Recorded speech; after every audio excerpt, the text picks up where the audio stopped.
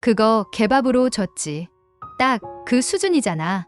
한 통의 녹음 파일이 한 가정을 송두리째 흔들어 놓았습니다. 30년을 도서관 사서로 살며 조용히 남을 돕는 것을 삶의 가치로 여겼던 65 할머니가 있었습니다. 남편을 먼저 떠나보낸 뒤에도 묵묵히 혼자 살아온 그녀에게 손주의 탄생은 다시 찾아온 봄 같았죠. 하지만 그 따뜻한 마음은 냉혹한 현실 앞에서 산산이 부서지고 맙니다. 새벽같이 끓인 미역국이 개밥통에 부어지는 순간 그녀는 결심합니다. 자식을 위해 내어준 1억 원, 그 돈을 다시 회수하기로 말이죠. 도대체 무슨 일이 있었던 걸까요? 자, 지금부터 무슨 특별한 사연이 있었는지 지금 바로 시작해 보겠습니다.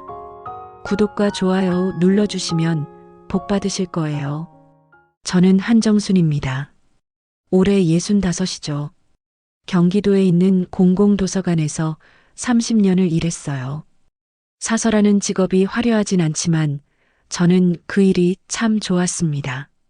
책 냄새를 맡으며 사람들에게 필요한 책을 찾아주고 조용히 누군가를 도울 수 있다는 게 제게는 큰 행복이었거든요.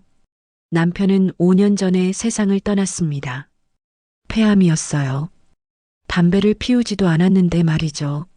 남편이 떠나고 나서 저는 작은 빌라에서 혼자 살았습니다. 아침에 일어나면 동네를 산책하고 베란다의 작은 화분들을 돌보는 게 제 하루의 전부였죠. 남편과 함께 모았던 돈은 대부분 적금으로 묶어뒀어요. 퇴직금 일부도 그렇게 묶었고요.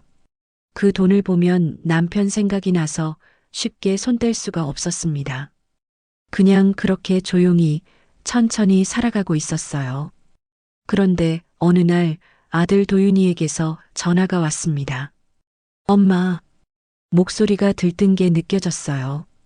응, 도윤아. 무슨 일이야? 엄마, 우리 민서가 애 낳았어. 딸이야, 딸.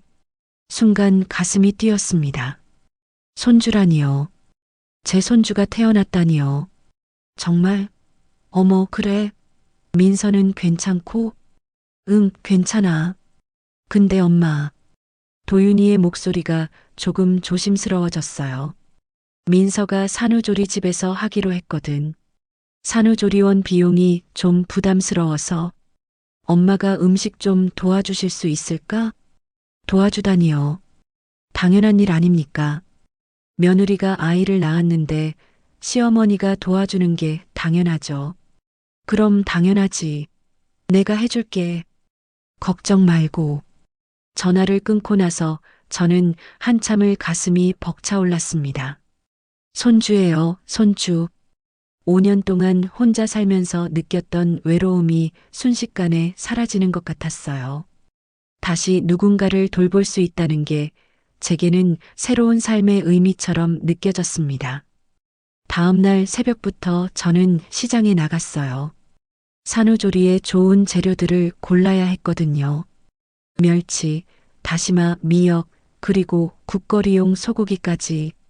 예전에 제 시어머니께서 알려주셨던 산후 음식 레시피들이 하나씩 떠올랐습니다. 미역은 이렇게 불려서 참기름에 볶다가 국물을 부어야 비린내가 안 나지. 시어머니의 목소리가 귓가에 들리는 것 같았어요. 저도 그때 도움을 많이 받았었죠. 이제는 제가 며느리를 도와줄 차례였습니다. 집에 돌아와서 정성스럽게 미역국을 끓였어요. 소고기는 핏물을 빼고 참기름에 미역을 볶아서 국물을 자작하게 맞췄죠. 옆에는 밥과 나물 반찬도 준비했습니다. 산모는 기름진 것보다 담백한 게 좋다고 해서 간도 약하게 했어요. 도윤이네 집까지는 차로 30분 정도 걸렸습니다. 보온 가방에 음식을 담아서 조심조심 들고 갔죠. 현관문 앞에서 초인종을 눌렀어요. 민서야, 나야. 엄마. 잠시 후 문이 열렸습니다. 민서가 나왔어요. 머리는 묶지 않은 채로 풀어져 있었고 얼굴은 많이 피곤해 보였습니다. 당연하죠. 아이를 낳은 지 얼마 안 됐는데요. 어머니, 민서는 제 얼굴을 보더니 짧게 인사만 했어요. 응, 힘들지? 내가 미역국하고 반찬 좀 해왔어. 이거 먹으면 말을 채 끝내기도 전에 민서가 말했습니다. 문 앞에 두고 가세요. 응? 음식 문 앞에 두고 가세요. 제가 나중에 들고 갈게요. 그러고는 문을 닫았어요. 감사하다는 말도 수고했다는 말도 없이요. 저는 한참을 그 자리에 서 있었습니다. 손에는 따뜻한 보온 가방이 들려 있었고요. 복도는 조용했어요. 그래, 피곤하겠지. 혼잣말로 중얼거리며 음식을 문 앞에 내려놨습니다. 그리고 천천히 계단을 내려갔어요. 집으로 돌아오는 차 안에서 계속 생각했어요. 민서가 원래 좀 무뚝뚝한 성격이긴 했지만 아이를 처음 낳았으니 예민할 수 있겠다고요. 저도 도윤이를 낳았을 때 얼마나 힘들었는지 기억이 났습니다. 아무것도 모르는 첫 아이를 앞에 두고 두려웠던 기억이요. 그래, 이해해야지. 며느리도 힘든 시기니까. 스스로를 다독이며 집에 도착했습니다. 그날 저녁 저는 내일 또 무슨 음식을 해줄까 고민하며 레시피를 찾아봤어요. 손주 시아를 위해서라도 민서가 건강해야 했으니까요.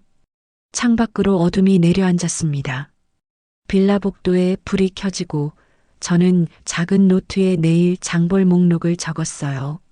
소고기, 황태, 애호박, 두부. 그때는 몰랐습니다. 이게 시작일 줄은요. 제 정성이 앞으로 어떻게 변질될지 저는 전혀 알지 못했습니다. 며칠이 지났습니다. 저는 매일 아침 일찍 일어나 도윤이네 집으로 음식을 가져다 줬어요. 미역국, 소고기죽, 북어국, 그리고 산모에게 좋다는 음식들을 번갈아 가며 만들었죠. 민서에게서 감사하다는 말을 듣지는 못했지만 그래도 괜찮았어요. 아이를 키우느라 정신이 없을 테니까요. 손주 시아가 건강하게 자라는 게 중요하지 제가 고맙다는 말을 듣는 게 중요한 건 아니잖아요. 그러던 어느 날 저녁 도윤이에게서 전화가 왔습니다. 엄마, 목소리가 들떠 있었어요. 좋은 일이 있나 봅니다. 응, 도윤아. 무슨 일이야? 시아는 잘 지내고? 응응, 시아는 잘 있어. 엄마, 근데 있잖아. 도윤이는 숨이 찰 정도로 흥분한 목소리로 말했습니다. 우리 청약 당첨됐어. 30대 특별 공급으로. 정말? 어머, 그래. 저도 기뻤어요. 도윤이가 몇 년 동안 청약 통장을 부어왔다는 걸 알고 있었거든요. 응, 근데 엄마. 도윤이의 목소리가 조금 낮아졌어요. 계약금이 좀 모자라. 지금 당장 필요한데 우리 통장에 있는 돈으로는 부족해서. 뒤에서 민서의 목소리가 들렸습니다. 여보, 어머니한테 제대로 말씀드려. 도윤이가 잠시 망설이더니 다시 말했어요. 엄마, 계약금으로 1억이 필요해. 지금 아니면 기회가 없을 것 같아. 이번에 못하면 또 언제 당첨될지 모르잖아. 1억이요. 저는 순간 숨이 막혔습니다. 1억은 작은 돈이 아니에요. 제가 30년 동안 도서관에서 일하며 조금씩 모았던 돈이고 남편과 함께 땀 흘려 모았던 돈이었죠. 엄마, 도윤이가 조심스럽게 불렀어요. 엄마, 괜찮아. 무리하지 마. 내가 다른 방법을 찾아볼게. 그때 민서의 목소리가 다시 들렸습니다. 이번엔 전화기를 받은 것 같았어요. 어머니, 저예요. 응, 민서야. 어머니, 지금 아니면 정말 기회가 없어요. 시아 키우려면 방도 넓어야 하잖아요. 지금 이 빌라는 너무 좁아서 애 키우기 힘들거든요. 민서의 목소리는 절박했습니다. 그리고 이 동네는 학군도 안 좋고요. 시아 생각하면 좋은 곳으로 이사 가야 해요. 계약금만 되면 바로 들어갈 수 있어요. 저는 입술을 깨물었어요. 손주 이야기를 하니 마음이 약해졌습니다. 알았어. 내가 도와줄게. 정말요? 민서의 목소리가 환해졌어요. 응, 그래. 시아 키울 집이니까. 전화를 끊고 저는 한참을 앉아 있었습니다. 방 한 구석에는 남편의 유품 상자가 있었어요.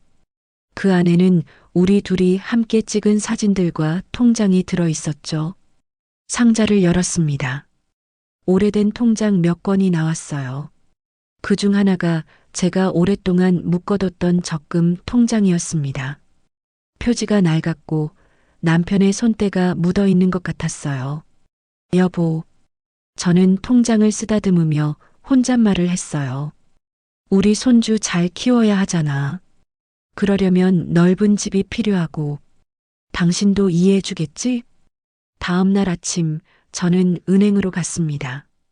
창구 직원에게 적금을 해지하겠다고 말했어요. 전액이요? 네, 전액이요.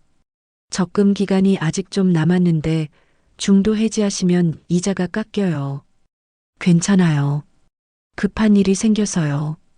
서류를 작성하고 도장을 찍었습니다. 통장에서 돈이 빠져나가는 게 느껴졌어요. 30년의 시간이 숫자 하나로 정리되는 순간이었죠. 은행을 나와 도윤이에게 전화했습니다. 도윤아, 엄마야. 통장 번호 좀 알려줘. 송금할게. 엄마, 정말 고마워. 도윤이의 목소리에서 안도감이 느껴졌어요. 통장 번호를 받아 적고 ATM기에서 송금을 했습니다. 1억 원. 화면에 뜨는 숫자를 보니 손이 떨렸어요. 확인 버튼을 누르는 순간 제 평생의 저축이 도윤이 통장으로 넘어갔습니다. 그날 저녁 도윤이와 민서가 집으로 찾아왔어요. 시아를 데리고 왔더라고요. 어머니, 민서가 현관문을 열자마자 말했어요. 정말 감사합니다. 고개는 살짝 숙이지 않았어요. 그냥 형식적인 인사였죠. 괜찮아. 시아 잘 키워야지. 저는 손주를 보고 싶어서 다가갔어요. 포대기에 쌓인 작은 얼굴이 보였습니다. 어머, 우리 시아. 할머니가 안아볼게. 손을 뻗으려는데 민서가 몸을 돌렸어요. 아, 지금 자고 있어서요. 깨우면 안 돼요. 그래, 그럼. 어머니, 저희 빨리 가봐야 해요. 부동산에서 연락 왔거든요. 도윤이가 옆에서 말했어요. 엄마, 정말 고마워. 나중에 꼭 갚을게. 갚긴. 내 돈인데 뭘. 민서는 이미 현관문 쪽으로 향하고 있었어요. 도윤이가 따라 나가면서 말했습니다. 엄마, 그럼 다음에 또 올게. 문이 닫혔어요. 저는 텅 빈 거실에 혼자 남았습니다. 소파에 앉아 창밖을 바라봤어요. 해가 지고 있었습니다. 붉은 노을이 하늘을 물들이고 있었죠. 잘한 거겠지. 스스로에게 말했어요. 손주를 위한 일이니까 잘한 거라고요. 하지만 가슴 한구석이 허전했습니다. 뭐라고 표현할 수 없는 공허함 같은 게 있었어요. 고맙다는 말 한마디가 이렇게 간단할 수 있나 싶었죠. 그날 밤 잠이 오지 않았어요. 남편의 유품 상자를 다시 꺼내봤습니다. 사진 속에서 남편은 웃고 있었어요. 젊은 시절 우리 둘이 함께 찍은 사진이었죠. 당신 같으면 뭐라고 했을까? 사진 속 남편에게 물어봤어요. 대답은 없었지만 남편이라면 아마 괜찮다고 했을 것 같았습니다. 아들과 손주를 위한 일이니까요. 창밖으로 별이 보였어요. 남편이 좋아하던 가을 밤하늘이었습니다. 저는 오랫동안 그 별들을 바라보며 앉아 있었어요. 1억은 큰 돈이지만 가족을 위한 거라면 아깝지 않다고 스스로를 달랬습니다. 하지만 왜일까요? 가슴속 어딘가가 계속 불편했어요. 돈을 보낸 후에도 저는 변함없이 매일 음식을 만들어 도윤이네 집으로 가져다 줬어요. 아침마다 시장에 들러 신선한 재료를 골랐고 정성껏 음식을 만들었죠. 산후조리는 중요한 일이니까요. 민서가 건강해야 시아도 잘 자랄 수 있으니까요. 그런데 사흘째 되던 날 민서에게서 문자가 왔습니다. 어머니, 오늘 미역국 냄새가 좀 진한 것 같아요. 담백하게 해주세요. 문자를 보고 저는 고개를 갸웃했어요. 어제 끓인 미역국은 평소보다 더 연하게 간을 했는데 말이죠. 하지만 산모는 예민하니까 입맛이 까다로울 수 있다고 생각했습니다. 알았어. 내일은 더 담백하게 할게. 답장을 보내고 다음 날은 미역을 덜 볶고 국물도 더 맑게 만들었어요. 그런데 또 문자가 왔습니다. 어머니, 오늘은 소고기가 냄새나요. 그냥 죽으로 바꿔주시면 안 돼요? 저는 한숨을 쉬었어요. 소고기는 산후조리에 제일 좋다는데 냄새가 난다니요. 그래도 며느리가 원하면 맞춰줘야죠. 그래, 알았어. 내일은 죽으로 해줄게. 다음 날 새벽부터 일어나 호박죽을 쑤었습니다. 호박을 삶고 곱게 갈아서 정성껏 만들었어요. 은은한 단맛이 나도록 말이죠. 하지만 그날 저녁에도 문자가 왔어요. 어머니, 반찬 너무 많이 하지 마세요. 냉장고가 꽉 차서 다른 거 넣을 데가 없어요. 저는 휴대폰을 들고 한참을 멍하니 있었습니다.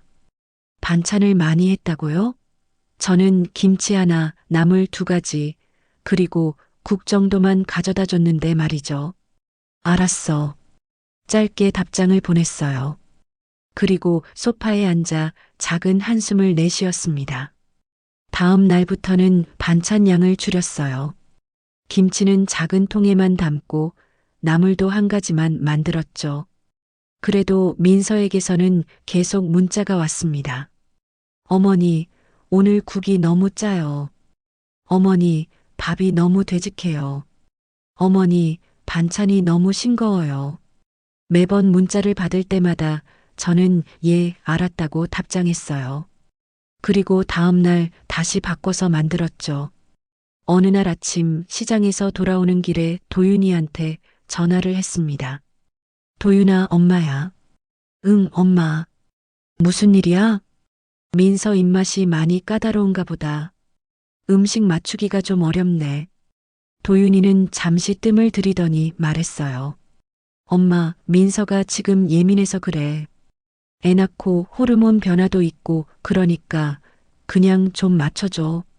아니, 엄마가 맞춰주려고 하는데 매일 다르게 하라고 하니까. 엄마, 부탁이야. 민서 지금 정말 힘든 시기거든. 조금만 참아줘. 전화를 끊고 저는 걸음을 멈췄어요. 한강변 산책로였는데 사람들이 오가고 있었죠. 저는 벤치에 앉아 한참을 있었습니다. 참으라고요. 제가 뭘 참아야 하는 걸까요? 저는 매일 새벽같이 일어나 시장을 보고 정성껏 음식을 만들어 가져다 주고 있었어요. 그런데 고맙다는 말은커녕 이것저것 지적만 받고 있었죠. 하지만 도윤이 말처럼 민서도 힘든 시기일 겁니다. 처음 아이를 낳아 키우는 게 얼마나 불안하고 두려운지 저도 알아요. 그래, 조금만 더 참자. 스스로에게 말하며 일어났어요. 집으로 돌아가는 길 슈퍼에 들러 애호박을 샀습니다. 내일은 애호박전을 부쳐서 가져다 줘야겠다고 생각했죠. 그날 저녁 텔레비전을 보다가 문득 남편 생각이 났어요. 남편이 살아 있었다면 뭐라고 했을까요? 아마 괜찮다고 며느리가 힘드니까 이해해 주라고 했을 것 같았어요. 다음 날도 그 다음 날도 저는 음식을 만들어 갔습니다. 민서의 문자는 계속 왔어요. 어머니, 오늘 전이 너무 기름져요. 어머니, 국에 파가 너무 많이 들어갔어요. 어머니, 밥을 너무 적게 주셨어요. 저는 그때마다 알았다고 답장했어요. 그리고 입술을 깨물었죠. 어느 날 밤 잠이 오지 않아 일어나 물을 마시다가 휴대폰을 봤어요. 민서에게서 온 문자들이 쭉 나열돼 있었습니다. 하나같이 지적하는 내용들이었죠. 이게 뭐 하는 짓인가? 혼잣말이 나왔어요. 하지만 곧 고개를 저었습니다. 아니야, 민서도 힘든 거야. 이해해줘야 해. 창밖으로 달이 보였어요. 보름달이 환하게 떠 있었습니다. 저는 그 달을 보며 한참을 서 있었어요. 일주일이 지나고 2주일이 지났습니다. 민서의 문자는 여전했어요. 저는 매일 다른 메뉴를 만들었고 매번 지적을 받았죠. 그러던 어느 날 도윤이가 전화를 했어요. 엄마, 민서가 엄마 음식 잘 먹고 있대. 고맙다고 전해달래. 그래. 응. 엄마가 신경 많이 써주시니까 민서가 좋아해. 전화를 끊고 저는 웃었어요. 쓴웃음이었지만요. 좋아한다고요? 매일 지적만 하는데요? 하지만 아들이 그렇게 말하니 아마 제가 잘못 생각한 걸지도 모른다는 생각이 들었어요. 민서가 표현을 잘 못하는 걸 수도 있으니까요. 그래, 좋게 생각하자. 저는 또다시 스스로를 달랬습니다. 그날 밤 저는 노트에 내일 만들 음식을 적었어요. 북어국, 애호박나물, 그리고 시금치 무침. 민서가 좋아할 만한 음식들이었죠. 하지만 가슴속 어딘가는 계속 불편했어요. 뭔가 잘못되어 가고 있다는 느낌이 들었지만 저는 그 느낌을 무시했습니다. 손주를 위한 일이니까요. 며느리가 건강해야 손주도 건강하니까요. 저는 그렇게 스스로를 속이며 하루하루를 보냈습니다. 그렇게 한 달이 지났습니다. 저는 여전히 매일 아침 음식을 만들어 도윤이네 집으로 가져다 줬어요. 이제는 익숙해진 일상이 됐죠. 새벽에 일어나 시장을 보고 정성껏 음식을 만들고 보온 가방에 담아서 차를 몰고 가는 일. 그게 제 하루의 시작이었습니다. 그날도 평소처럼 미역국과 밥, 그리고 나물 반찬 2가지를 만들었어요. 작은 보자기에 정갈하게 싸서 보온 가방에 넣었죠. 제가 시집 올 때 시어머니께서 주신 보자기였어요. 연두색 비단 보자기로 40년이 넘었지만 아껴 쓰면서 아직도 깨끗하게 간직하고 있었죠. 도윤이네 아파트에 도착했어요. 아니, 아직은 빌라였죠. 새 아파트는 계약만 하고 아직 입주 전이었으니까요. 엘리베이터를 타고 4층으로 올라갔습니다. 복도를 걸어가는데 뭔가 눈에 띄었어요. 도윤이네 집 현관문 옆에 뭔가가 쌓여 있었어요.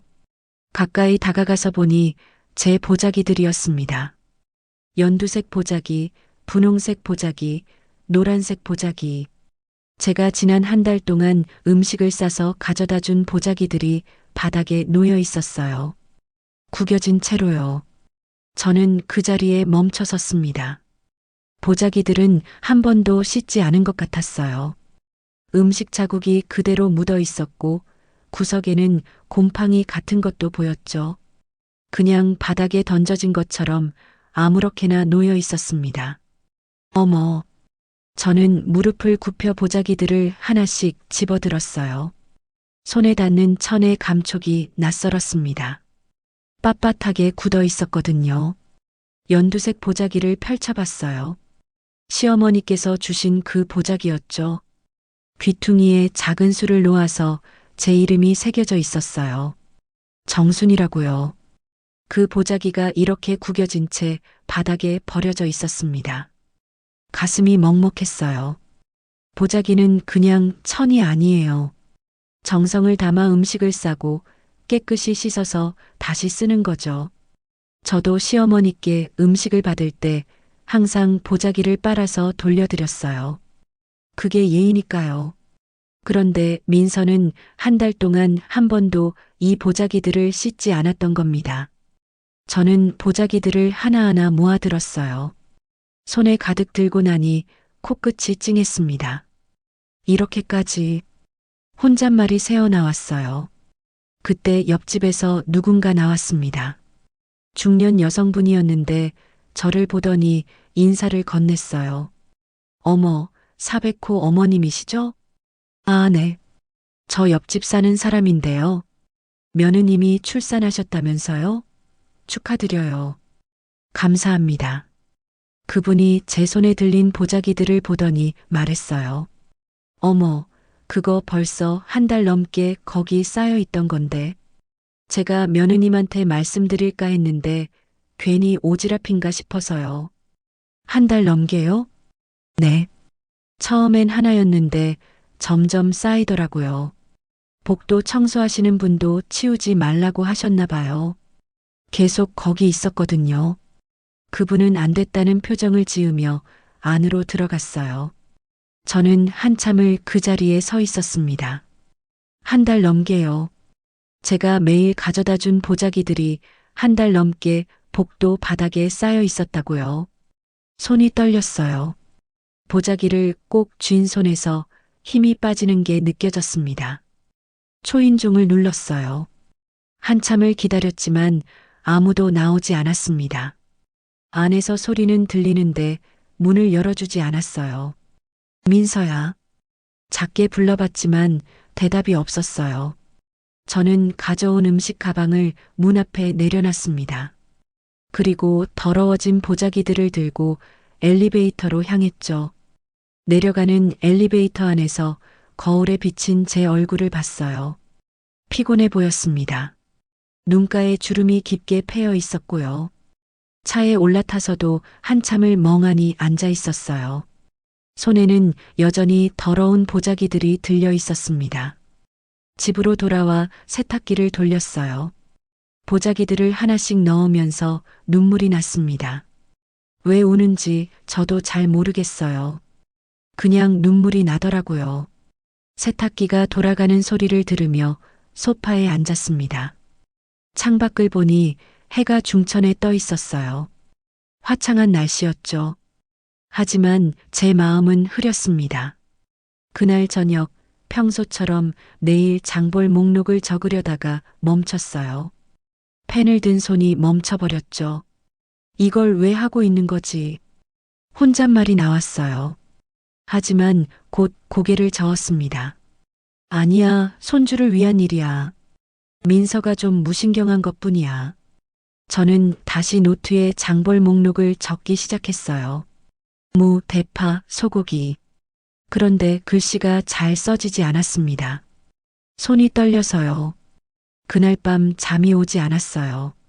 천장을 보며 누워 있는데 자꾸 바닥에 쌓인 보자기들이 떠올랐습니다. 한 달 넘게 거기 있었다는 그 말이 계속 귓가에 맴돌았어요. 새벽 3시쯤 됐을까요? 저는 일어나 부엌으로 갔습니다. 물을 마시고 창밖을 봤어요. 어둠 속에서 가로등 불빛만 보였죠. 이건 아닌 것 같은데. 작게 중얼거렸지만 다시 고개를 저었어요. 아니야. 아직 괜찮아. 민서도 정신없어서 그런 거야. 하지만 가슴속 어딘가는 이미 알고 있었어요. 이건 단순히 무신경한 게 아니라는 걸요. 다음 날 아침 저는 평소처럼 일어나 음식을 만들었습니다. 하지만 손이 예전 같지 않았어요. 칼질을 하다가 손가락을 베일 뻔했고 국에 간을 맞추다가 소금을 너무 많이 넣기도 했죠. 정신이 없었어요. 음식을 다 만들고 보자기에 싸려다가 멈췄습니다. 어제 세탁한 보자기들이 빨랫줄에 걸려 있었어요. 저는 한참을 그 보자기들을 바라봤습니다. 그리고 이번엔 일회용 비닐봉투에 음식을 담았어요. 며칠이 더 지났습니다. 보자기 일이 있었지만 저는 여전히 음식을 만들어 갔어요. 손주 시아를 위해서였죠. 민서가 건강해야 시아도 잘 자랄 테니까요. 그날은 유난히 날씨가 좋았어요. 가을 햇살이 따뜻하게 내리쬐는 날이었죠. 저는 새벽같이 일어나 소고기 미역국을 끓였습니다. 소고기는 신선한 걸로 골라서 핏물을 빼고 미역은 부드럽게 불려서 정성껏 끓였어요. 도윤이네 집에 도착했을 때는 10시쯤이었습니다. 초인종을 눌렀지만 아무도 나오지 않았어요. 안에서 시아 우는 소리가 들렸죠. 한참을 기다렸지만 문이 열리지 않았습니다. 할 수 없이 문 앞에 음식을 두고 가려는데 문이 살짝 열렸어요. 어머니? 민서였어요. 머리는 산발이고 얼굴은 피곤해 보였습니다. 민서야, 음식 가져왔어. 아, 네. 민서는 문을 더 열지 않고 그 틈으로만 얼굴을 내밀었어요. 어머니, 저 지금 애 재우느라 정신없어서요. 안에 좀 어질러져 있어요. 괜찮아. 엄마가 좀 도와줄까? 설거지라도. 아니에요. 됐어요. 민서의 목소리가 단호했어요. 그럼 음식만 받을게요. 저는 보온 가방을 건넸습니다. 민서가 받아들더니 안으로 들어가려는데 제가 말했어요. 민서야, 냉장고 정리 좀 해줘야 하는 거 아니야? 지난번에 냉장고 꽉 찼다고 했잖아. 엄마가 들어가서 좀 정리해 줄까? 괜찮아요. 제가 할게요. 민서는 다시 문을 닫으려고 했어요. 그때 안에서 강아지 짖는 소리가 들렸습니다. 아, 강아지 밥 줘야 하는데. 민서가 혼잣말처럼 중얼거렸어요. 엄마가 도와줄까? 아니에요, 괜찮아요. 그렇게 말하며 민서는 문을 닫았습니다. 저는 한참을 그 자리에 서 있었어요. 뭔가 찝찝한 기분이 들었지만 돌아서서 엘리베이터로 향했죠. 그런데 엘리베이터를 타려는데 문득 생각이 났어요. 지난주에 가져다 준 반찬통을 아직 못 받았다는 게요. 민서에게 문자를 보냈습니다.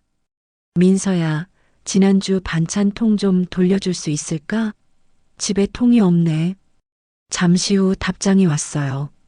아, 네. 문 앞에 둘게요. 저는 다시 4층으로 올라갔습니다. 도윤이네 집 문 앞에 섰는데 문이 살짝 열려 있었어요. 민서가 반찬통을 가지러 부엌에 간 것 같았죠. 안에서 강아지가 또 짖었어요. 그리고 민서의 목소리가 들렸습니다. 잠깐만 밥 줄게. 저는 무심코 살짝 열린 문틈으로 안을 봤어요. 민서가 부엌 쪽으로 걸어가는 게 보였습니다. 그때였어요. 부엌 바닥에 강아지 밥그릇이 보였는데 그 위에 뭔가 익숙한 게 담겨 있었어요. 미역국이었습니다. 제가 방금 끓여온 소고기 미역국이요.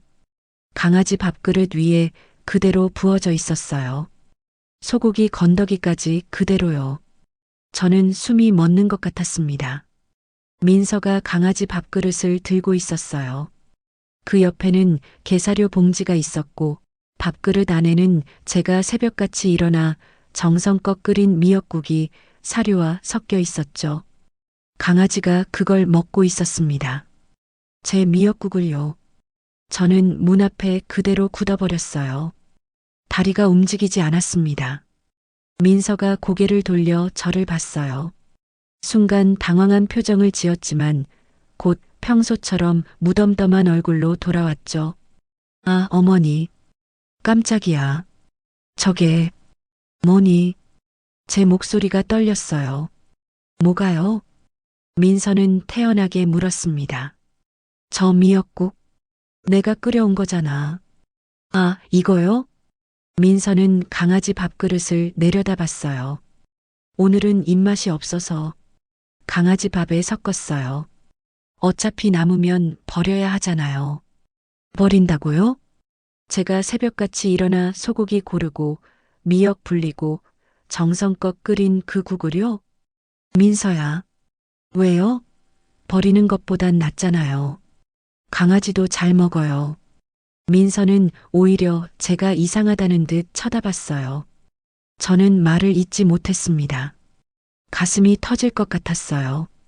반찬통은 여기 있어요. 민서가 문 옆에 놓인 반찬통들을 가리켰어요. 씻지도 않은 채로요. 저는 그 반찬통들을 집어들었습니다. 손이 떨렸어요. 그럼 들어갈게요. 시야 울어요. 민서는 그렇게 말하고 문을 닫았습니다. 저는 복도에 혼자 남았어요. 반찬통을 든 손에서 힘이 빠졌습니다. 통 하나가 바닥에 떨어졌지만 줍지 못했어요. 그냥 그 자리에 서 있었죠. 눈물이 났어요. 제 정성이 개밥이었다니요. 30년을 일하며 배운 음식 솜씨로 새벽같이 일어나 정성껏 만든 음식이 강아지 밥그릇에 담겨 있었다니요. 엘리베이터에 탔어요. 내려가는 동안 눈물이 계속 흘렀습니다. 멈출 수가 없었어요. 1층 로비를 지나 주차장으로 걸어가는데 다리에 힘이 없었어요. 차에 겨우 올라타서 핸들에 이마를 기댔습니다. 내 정성이 개밥이구나. 혼잣말이 터져 나왔어요. 한참을 그렇게 있다가 시동을 걸었습니다. 집으로 가는 길 신호등 앞에 섰을 때도 눈물이 멈추지 않았어요. 집에 도착해서 소파에 주저앉았습니다. 텅 빈 거실이 너무 조용했어요. 창밖을 봤어요. 하늘은 여전히 맑았습니다. 구름 한 점 없는 파란 하늘이었죠. 하지만 제 마음은 무너져 내리고 있었어요.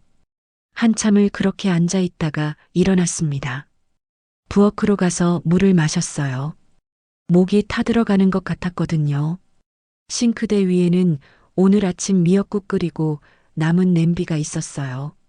그 냄비를 보니 또 눈물이 났습니다. 이제 그만해야 하나. 혼잣말을 했지만 손주 시아 얼굴이 떠올랐어요. 아니야, 시아는 잘못이 없어. 민서가 잘못한 거지. 하지만 가슴 한쪽이 무너져 내리는 걸 멈출 수가 없었습니다. 그날 밤 저는 잠들지 못했어요. 천장을 보며 누워 있는데 자꾸 강아지 밥그릇 위에 미역국이 떠올랐습니다. 그리고 민서의 그 말이요. 버리는 것보단 낫잖아요. 제 정성이 그 정도 가치였던 걸까요? 다음 날 아침 저는 일어나지 못했어요. 몸에 힘이 하나도 없었습니다. 어젯밤 한숨도 못 잤거든요. 침대에 누워 천장을 바라봤어요. 오늘은 음식을 만들지 않았습니다. 처음이었죠. 한 달 넘게 하루도 빠짐없이 만들어 갔는데 오늘은 도저히 부엌에 설 수가 없었어요. 도윤이한테 전화가 왔습니다. 엄마, 오늘은 음식 안 갖고 오세요? 도윤아, 엄마가 좀 아파서. 아파? 어디가? 그냥 좀 피곤해. 오늘은 못 갈 것 같아. 그래, 그럼 쉬어. 민서한테 얘기할게. 전화를 끊고 저는 다시 누웠어요. 눈을 감았지만 잠이 오지 않았습니다. 자꾸 어제 본 장면이 떠올랐거든요. 강아지 밥그릇 위에 미역국. 민서의 무덤덤한 얼굴. 버리는 것보단 낫잖아요. 가슴이 답답했어요. 점심때쯤 됐을까요? 다시 전화가 왔습니다. 도윤이었어요. 엄마, 괜찮아? 응. 엄마, 근데 말이야. 민서가 좀 서운해하더라. 갑자기 음식이 안 와서. 그래. 응. 민서가 엄마 음식에 익숙해져서 그런가 봐. 오늘 아침 먹을 게 없어서 힘들었대. 저는 입술을 깨물었어요. 도윤아. 응? 어제 내가 민서네 집에서 봤어. 뭘? 내가 끓여간 미역국이 강아지 밥그릇에 담겨 있더라. 전화 너머로 침묵이 흘렀어요. 엄마. 도윤아, 엄마 정성이 그 정도였니? 개밥 수준이었어? 엄마, 그게 아니라 민서가 남은 거를. 남았다고? 민서는 먹지도 않고 강아지에게 미역국을 주었어. 도윤이가 한숨을 쉬었어요. 엄마, 민서 지금 정말 힘든 시기야. 산후 우울증도 있고 그래서 예민한 거야.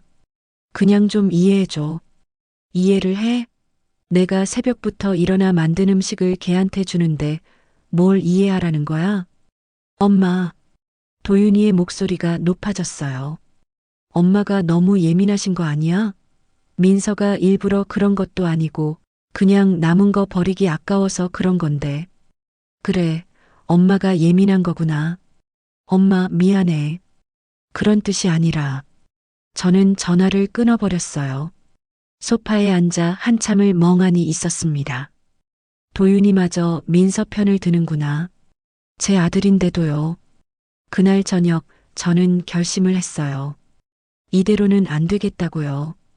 제가 당하고만 있을 순 없다고요. 휴대폰을 꺼내 녹음 앱을 찾았습니다. 예전에 강의 들을 때 쓰던 앱이었는데 오랜만에 켰어요.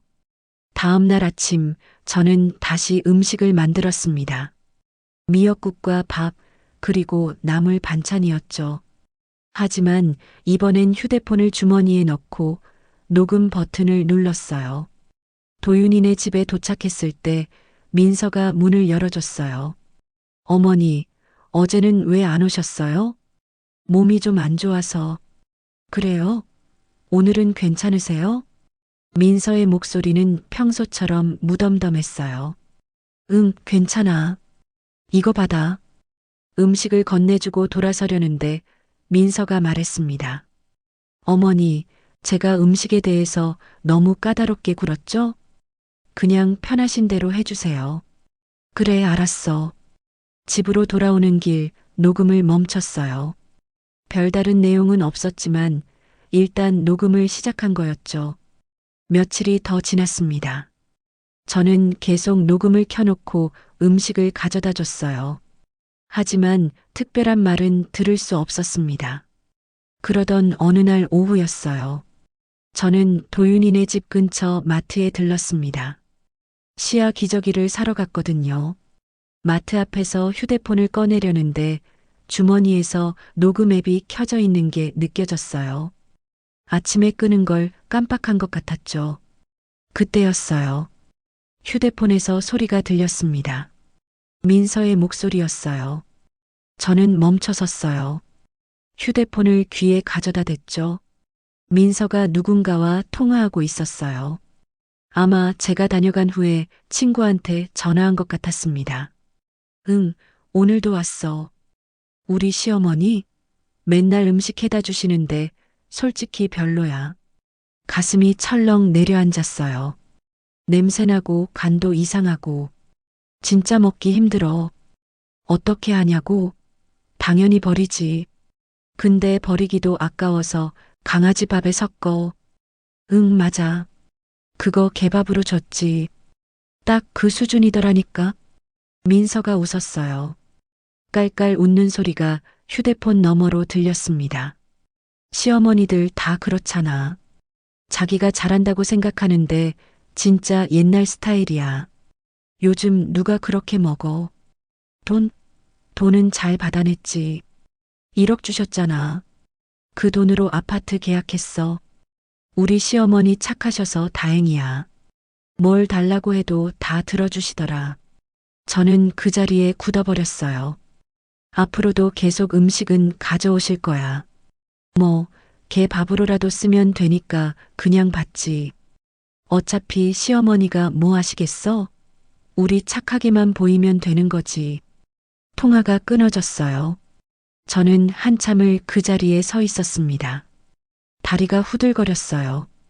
주변 사람들이 지나갔지만 아무것도 보이지 않았습니다. 귓가에는 민서의 목소리만 맴돌았어요. 그거 개밥으로 줬어. 딱 그 수준이더라니까. 가슴이 찢어지는 것 같았어요. 저는 마트에 들어가지 못하고 차로 돌아왔습니다. 시동을 걸지도 못한 채 한참을 앉아 있었어요. 휴대폰을 다시 꺼내 녹음 파일을 확인했습니다. 선명하게 녹음돼 있었어요. 민서의 목소리가요. 손이 떨렸어요. 분노인지 슬픔인지 배신감인지 알 수 없는 감정이 온몸을 휘감았습니다. 집으로 돌아왔어요. 소파에 앉아 녹음 파일을 몇 번이나 다시 들었습니다. 들을 때마다 가슴이 무너져 내렸어요. 딱 그 수준이더라니까. 민서의 웃음소리가 귓가에 맴돌았습니다. 저는 휴대폰을 내려놓고 창밖을 봤어요. 해가 지고 있었습니다. 붉은 노을이 하늘을 물들이고 있었죠. 그날 밤 저는 결심했어요. 이제 더 이상 참지 않기로요. 그날 밤 저는 잠들지 못했어요. 민서의 목소리가 계속 귓가에 맴돌았습니다. 그거 개밥으로 줬어. 딱 그 수준이더라니까. 새벽 3시쯤 됐을까요? 저는 침대에서 일어나 거실로 나왔어요. 달빛이 창문으로 들어오고 있었습니다. 방 한구석에 있는 남편의 유품 상자를 꺼냈어요. 오랜만에 여는 상자였죠. 뚜껑을 열자 오래된 사진들이 나왔습니다. 남편과 제가 젊었을 때 찍은 사진이었어요. 결혼식 사진도 있었고 도윤이를 낳고 찍은 가족 사진도 있었죠. 사진 속에서 남편은 웃고 있었습니다. 환하게요. 당신, 저는 사진을 쓰다듬었어요. 당신이 있었으면 이런 모욕은 받지 않았을까? 눈물이 흘렀습니다. 참으려고 했지만 참을 수가 없었어요. 사진 속 남편은 여전히 웃고 있었어요. 대답은 없었지만 남편이라면 뭐라고 했을까 생각했습니다. 아마 화를 냈을 거예요. 며느리가 저한테 이렇게 하는 걸 남편이 알았다면 절대 가만히 있지 않았을 겁니다. 저는 사진을 상자에 다시 넣었어요. 그리고 창밖을 봤습니다. 동이 트고 있었어요. 어둠이 서서히 걷히고 하늘이 밝아지고 있었죠. 해가 떠올랐습니다. 저는 그 해를 보며 생각했어요. 이대로 있을 수는 없다고요. 뭔가 방법이 있을 거라고요. 아침이 되자 저는 씻고 옷을 갈아입었습니다. 평소 입던 편한 옷이 아니라 외출할 때 입는 단정한 옷이었어요. 거울을 봤어요. 피곤한 얼굴이었지만 눈빛만큼은 또렷했습니다. 방법을 찾아보자. 혼잣말을 하고 집을 나섰어요.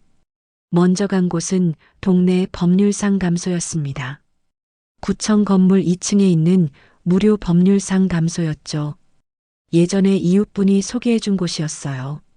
상담소 문을 열고 들어가니 젊은 변호사 한 분이 계셨습니다. 어서 오세요. 무슨 일로 오셨나요? 저 상담 받으러 왔는데요. 네, 앉으세요. 저는 조심스럽게 앉았어요. 어디서부터 말해야 할지 막막했습니다. 천천히 말씀하세요. 변호사님의 부드러운 목소리에 용기를 냈어요.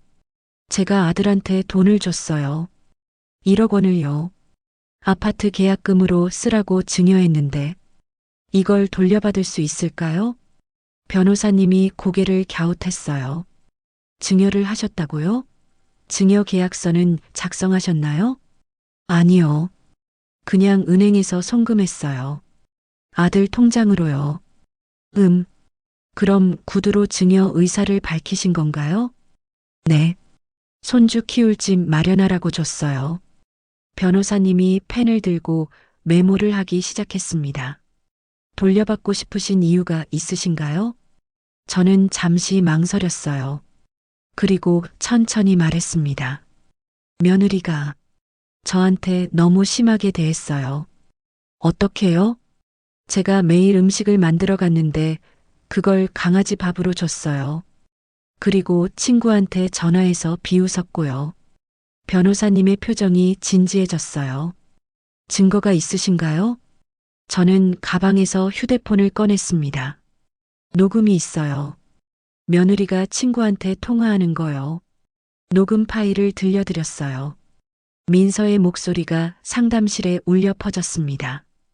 그거 개밥으로 줬어. 딱 그 수준이더라니까. 변호사님이 고개를 끄덕였어요. 이건 명백한 배은행이네요. 배은행이요? 네.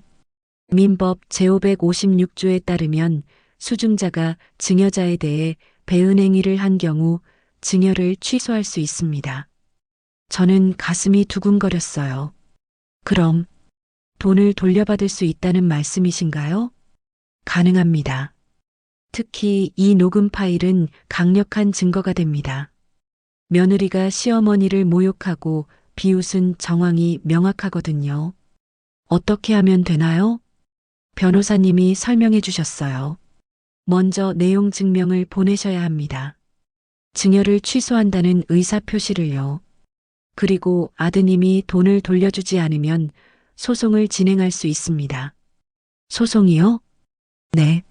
하지만 대부분은 내용 증명만 보내도 협상이 됩니다. 특히 이렇게 명확한 증거가 있으면요. 저는 고개를 끄덕였어요. 내용 증명은 어떻게 보내나요? 제가 도와드릴게요. 오늘 작성해서 우체국에서 보내시면 됩니다. 변호사님은 친절하게 내용 증명 문안을 작성해 주셨어요. 제가 할 일은 서명만 하는 거였죠. 상담을 마치고 우체국으로 갔습니다. 내용 증명을 발송하는 창구에서 서류를 제출했어요. 도윤이 앞으로 보내주세요. 직원이 서류를 확인하고 접수했습니다. 내일 도착할 겁니다. 감사합니다. 우체국을 나오니 점심때가 됐어요. 하지만 밥맛이 없었습니다. 그냥 집으로 돌아왔죠. 소파에 앉아 창밖을 봤어요. 날씨는 화창했습니다. 하늘은 맑고 바람도 선선했죠. 가슴이 두근거렸어요. 떨리기도 하고 무섭기도 했습니다. 하지만 후회는 없었어요. 이제 끝을 내자. 혼잣말을 하고 눈을 감았습니다. 다음 날 오후였어요. 도윤이한테 전화가 왔습니다. 엄마, 목소리가 다급했어요. 엄마, 무슨 일이야? 우체국에서 뭐가 왔는데? 내용 증명 받았구나. 내용 증명? 이게 무슨 소리야? 도윤이의 목소리가 떨리고 있었어요. 엄마가 준 돈 돌려받겠다는 거야. 엄마, 왜 갑자기 이러는 거야? 갑자기가 아니야. 법률 상담도 받았어. 법률 상담? 응. 변호사님이 그러시더라. 내 아내가 나한테 한 행동은 배은행이라고. 그래서 증여를 취소할 수 있대. 전화 너머로 침묵이 흘렀어요. 엄마, 뭘 그렇게까지. 도윤아, 너 정말 몰라? 내 아내가 엄마한테 뭘 했는지. 엄마, 미안해. 민서한테 사과하라고 할게. 그러니까 제발. 사과? 저는 쓴웃음을 지었어요. 지금 와서 사과가 무슨 소용이야. 이미 다 엎질러진 물이야. 엄마, 도윤아, 엄마 결심했어. 돈 돌려받을 거야. 일주일 안에 돌려줘. 엄마, 우리 지금 그 돈 없어. 계약금으로 다 들어갔다고. 그럼 계약 파기하든지 해. 엄마, 시아 생각 좀 해줘. 우리 시아 키울 집인데. 저는 심호흡을 했어요. 도윤아, 일주일이야. 그때까지 돈 안 돌려주면 소송 들어간다. 엄마, 저는 전화를 끊어버렸어요. 휴대폰을 내려놓고 창밖을 봤습니다. 구름이 천천히 흘러가고 있었어요. 가슴이 아팠습니다. 제 아들을 이렇게 몰아붙여야 하는 게요. 하지만 이제는 물러설 수 없었어요. 제 정성이 개밥 취급당한 걸 그냥 넘어갈 순 없었으니까요. 그날 저녁 저는 남편 사진을 꺼내봤어요. 당신, 내가 잘하고 있는 거지? 사진 속 남편은 여전히 웃고 있었습니다. 저도 조용히 미소 지었어요. 오랜만에 짓는 진짜 미소였죠. 창밖으로 별이 떠올랐습니다. 남편이 좋아하던 가을 밤하늘이었어요. 저는 그 별들을 보며 생각했습니다. 이제 곧 끝이 날 거라고요. 좋은 쪽으로든 나쁜 쪽으로든요. 하지만 적어도 저는 제 품위를 지켰다고요. 내용 증명을 보낸 지 사흘이 지났습니다. 도윤이한테서는 아무 연락이 없었어요. 문자도 전화도 없었죠. 저는 그 사흘 동안 조용히 지냈습니다. 아침에 일어나 산책을 하고 화분에 물을 주고 책을 읽었어요. 평소보다 마음이 편했습니다. 결정을 내렸으니까요. 나흘째 되던 날 저녁이었어요. 현관 초인종이 울렸습니다. 문을 열어보니 도윤이와 민서가 서 있었어요. 민서는 시아를 안고 있었죠. 엄마. 도윤이의 목소리는 지쳐 있었어요. 얼굴도 많이 상해 보였고요. 들어와. 저는 문을 열어줬습니다. 거실로 들어온 두 사람은 소파에 앉았어요. 민서는 시아를 꼭 안은 채 고개를 숙이고 있었습니다.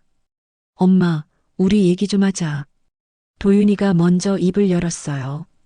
응, 그래. 앉아. 저도 맞은편 소파에 앉았습니다. 엄마, 제발 생각 좀 바꿔줘. 계약금 회수하면 우리 정말 큰일 나. 알아. 알면서 왜 그래? 도윤이의 목소리가 떨렸어요. 엄마, 우리가 잘못했어. 미안해. 민서도 반성하고 있어. 저는 민서를 봤습니다. 민서는 여전히 고개를 숙인 채였어요. 민서야. 제가 부르자 민서가 고개를 들었어요. 눈이 빨갛게 충혈돼 있었습니다. 어머니, 내가 나한테 사과할 게 있니? 민서의 입술이 떨렸어요. 죄송합니다. 뭐가? 제가 어머니를 너무 함부로 대했어요. 민서의 목소리가 작아졌어요. 그게 다니? 예. 저는 휴대폰을 꺼냈습니다. 그리고 녹음 파일을 틀었어요. 민서의 목소리가 거실에 울려 퍼졌습니다. 그거 개밥으로 줬어. 딱 그 수준이더라니까. 민서의 얼굴이 창백해졌어요. 도윤이도 굳은 표정으로 민서를 쳐다봤죠.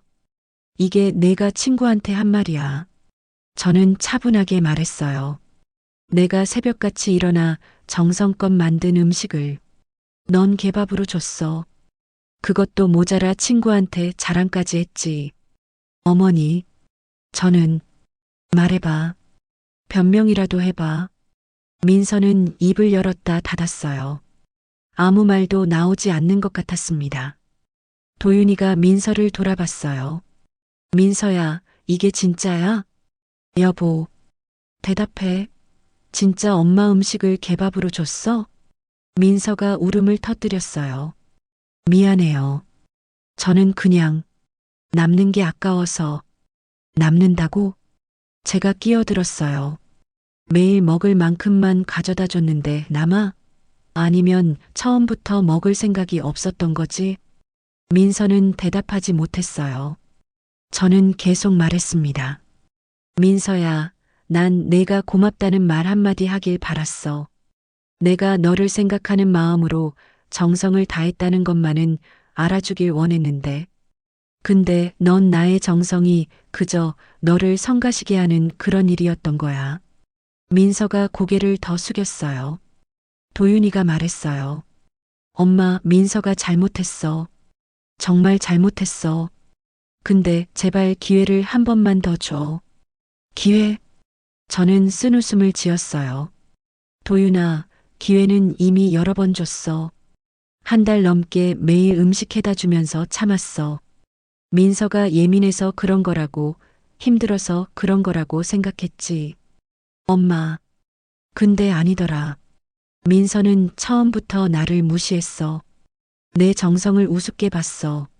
저는 민서를 똑바로 봤습니다. 민서야, 내가 녹음해서 한 말 기억나? 우리 시어머니 착하셔서 다행이라고 했지. 뭘 달라고 해도 다 들어주신다고. 민서가 몸을 떨었어요. 그래, 난 착했어. 너무 착했지. 그래서 이용당한 거야. 어머니, 정말 죄송합니다. 민서가 바닥에 엎드렸어요. 시야를 아는 채로요. 일어나. 저는 차갑게 말했어요. 그렇게 빌어도 소용없어? 도윤이가 일어섰어요. 엄마, 그럼 어떻게 하면 돼? 뭘 하면 마음을 풀어줄 수 있어? 저는 잠시 침묵했습니다. 그리고 천천히 말했어요. 조건이 있어. 조건? 응. 내 말대로 하면 돈 회수는 안 할게. 도윤이의 눈이 커졌어요. 정말? 어떤 조건인데? 아파트 명의에 내 이름도 넣어. 예. 공동 명의로 해. 4명의 50%, 4명의 50%. 도윤이가 당황한 표정을 지었어요. 엄마, 그게 무슨... 나도 이제는 내 것을 챙겨야 한다는 중요한 교훈을 우리 며느리가 가르쳐 주었네. 저는 단호하게 말했습니다. 그리고 이건 협상이 아니야. 조건이야. 싫으면 돈 전액 돌려받을 거고 좋으면 이렇게 하는 거야. 민서가 고개를 들었어요. 어머니, 그럼 같이 사시겠다는 말씀이세요? 아니, 제 대답은 단호했어요. 난 내 집에서 살 거야. 다만 그 집에 대한 권리는 가지고 있겠다는 거지. 권리요? 그래. 너희가 마음대로 팔 수도 없고 함부로 할 수도 없어. 내 동의 없이는 말이야. 도윤이가 민서를 쳐다봤어요. 민서는 여전히 고개를 숙인 채였죠. 엄마, 그런데 왜? 보험이야. 저는 솔직하게 말했어요. 너희가 또 나를 무시하지 못하게. 특히 민서가 말이야. 민서의 어깨가 떨렸어요. 그 집에는 내 권리가 있어. 언제든지 내가 원하면 팔 수도 있고, 시아가 크면 시아한테 물려줄 수도 있어. 알겠니? 그리고 민서야. 제가 민서를 똑바로 봤어요. 내가 나한테 또 함부로 하는 날엔 그 집 내 집은 바로 처분할 거야. 법적으로 가능하거든. 민서가 고개를 끄덕였어요. 알겠습니다. 그리고 하나 더. 네. 앞으로 나한테 음식이고 뭐고 바라지 마. 난 더 이상 너희한테 정성 쏟지 않을 거야. 도윤이가 입을 열었어요. 엄마. 도윤아, 엄마도 엄마 인생이 있어. 이제 내 시간을 나를 위해 쓸 거야. 저는 일어섰습니다. 일주일 안에 등기 서류 준비해. 변호사 통해서 할 거니까. 알았어, 엄마. 도윤이가 고개를 끄덕였어요. 그리고 민서야. 내 어머니. 시아는 내 손주야. 사랑해. 하지만 내가 변하지 않으면 난 시아도 볼 생각 없어. 민서가 눈물을 흘렸어요. 정말 죄송합니다, 어머니. 제가 정말 잘못했어요. 알았으면 됐어. 이제 가. 저는 현관문을 열었어요. 민서가 일어나 시아를 안고 나갔습니다. 도윤이도 따라 나가면서 뒤돌아봤어요. 엄마, 고마워. 그리고 미안해. 잘 가. 문을 닫았습니다. 거실로 돌아와 소파에 앉았어요. 가슴이 두근거렸습니다. 창밖을 봤어요. 밤하늘에 별이 반짝이고 있었습니다. 이렇게 하는 게 맞는 거겠지? 혼잣말을 했어요. 일주일 후 도윤이한테 연락이 왔어요. 엄마, 변호사 선임했어. 등기 준비 다 됐어. 그래, 알았어. 며칠 뒤 변호사 사무실에서 서류에 도장을 찍었습니다. 아파트 등기부등본에 제 이름이 올라갔어요. 50% 지분으로요. 축하드립니다. 이제 법적으로 공동 소유자십니다. 변호사가 말했어요. 감사합니다. 집으로 돌아오는 길, 저는 등기부등본을 가방에 넣고 걸었습니다. 햇살이 따뜻했어요. 가을 햇살이었지만 포근했죠. 집에 도착해서 남편 사진을 꺼냈어요. 여보, 나 잘했지요. 이제 나를 위해서 살아야겠어요. 사진 속 남편은 웃고 있었습니다. 창밖으로 햇살이 들어왔습니다. 따뜻한 가을 햇살이었어요. 저는 베란다로 나가 화분을 돌봤습니다. 시들었던 꽃이 다시 피어나고 있었어요. 며칠 후 도서관 동료였던 친구한테 전화가 왔어요. 정순아, 우리 모임에 나올래? 퇴직자 모임. 응, 나갈게. 오랜만에 사람들을 만났습니다. 옛날 이야기를 하고 차를 마시고 웃었어요. 정순 씨, 요즘 표정이 밝아 보여요. 그래요? 네, 뭔가 좋은 일 있으세요? 저는 미소 지었어요.